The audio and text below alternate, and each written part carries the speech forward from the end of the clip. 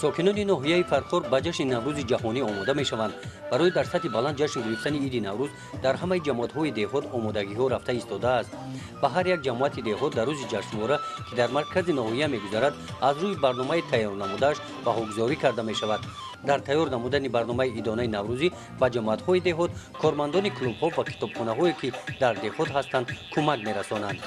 در ناحیه 14 مؤسسه‌های کلوبی، 21 کتابخانه عمومی، 3 خانه فرهنگ، یک تئاتر خلقی، یک مکتب صنعت بچگانه، یک آثارخانه تاریخی کشورشناسی و یک باغ فرهنگی فراغتی کار و فعالیت دارند که در تمام چورابینی‌های ناحیه سهم کارمندان ساحه فرهنگ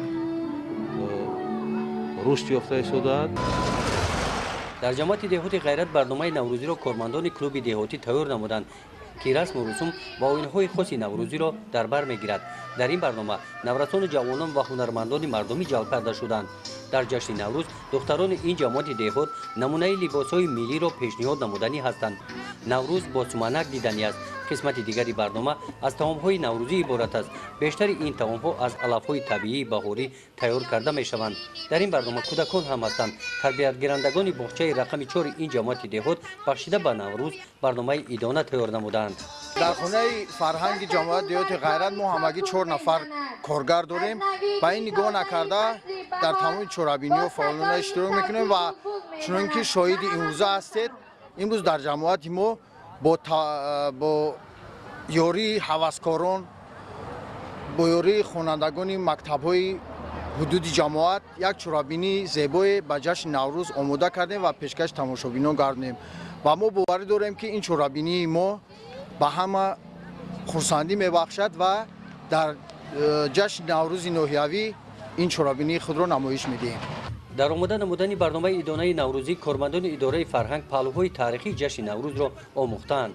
در جماعت دهات ظفر در برابر نمایش سر و لباس ملی، طعام‌های ملی که خاص نوروز هستند، همچنین بازی‌های گوناگون را نمایش دادنی هستند که در گذشته این بازی‌ها معلوم بودند. یکی از این بازی‌ها این پنجک میباشد. پنجک بازی با چند سنگچه اجرا کرده می‌شود. این بازی شخص را چالاک و هوشیار می‌گرداند.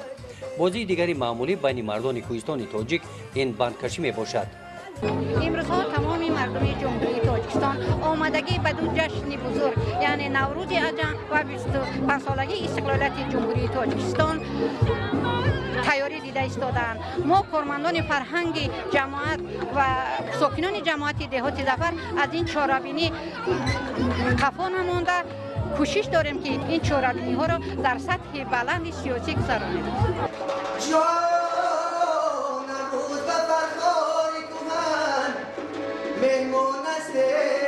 در مرکز ناحیه فرخور هم آمادگی ها برای جشن نوروز جهانی ادامه دارد. برنامه عیدانه کنسرتی کارمندان اداره فرهنگ ناحیه از رقص و سرودهای نوروزی عبارت می باشند.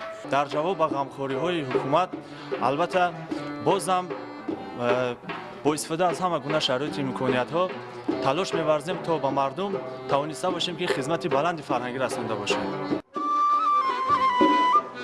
گزارش خوجان از ریف خدای نظر ظهورов از ناحیه فرخور برای برنامه اطلاعاتی تحلیلی جنبسته هفته.